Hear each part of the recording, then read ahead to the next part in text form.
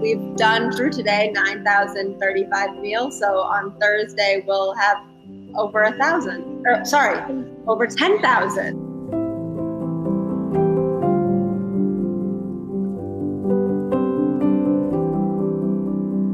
It's just wonderful to see all these immigrants coming together and learning from each other culturally in that kitchen, which has been a terrific thing because our Latin people have not worked necessarily directly with Middle Eastern people and vice versa. So it's created a very interesting interaction at work. The first thought is, what are we going to do with how we can support our members during this pandemic and how we can support the community? We set out this GoFundMe. We had a request to do 250 meals a day for 5 days. And then the first day happened and we said, oh, wow, like we did it. And the second day and every day we started doing a little bit more.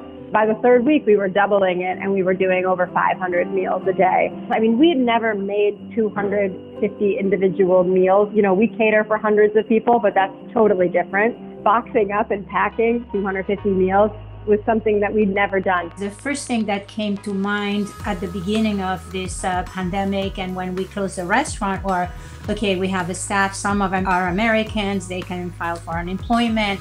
Some have exceptional talent visas, so they cannot. And then we have others that are here as political refugees. So for me, the most important thing with my husband was to see who is more in danger of having no food on the table. People have been super, super grateful. And, you know, all the food that we're making, I think the fun thing is that, like, we're giving out meals for free, so like people aren't ordering, and everybody is free to like make whatever they want and what they love and what they want to show off. And we have a lot of really talented people in the kitchen.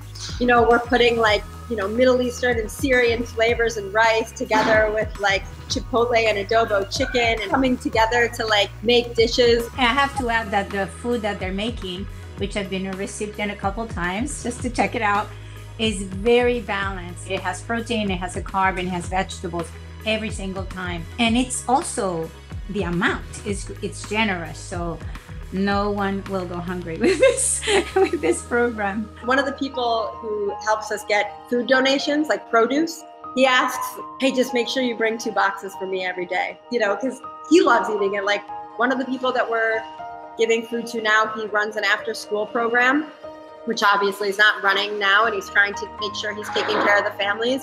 And he like saw me with like boxes of food and stopped me on the street and was like, that smells really good. What is that? And now we give him 150 meals a day for people in his after school program and families like that. So we just have a couple people in the community that are plugged into like food donations.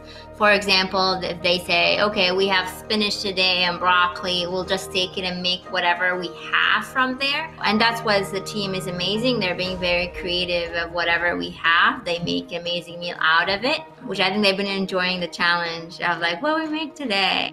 Every penny that we raise is directly to fund these free meals. The goal is to not lose money, which in the food industry is often people are losing money. So like if we don't lose money and we keep people employed, I think that's a win. It's usually like towards the end of the week that I'm like, I need to put something out on social media because we need more money for next week. So far, if this continues, I think we'll be able to avoid the hunger, which is, as I said, for me, the most important thing.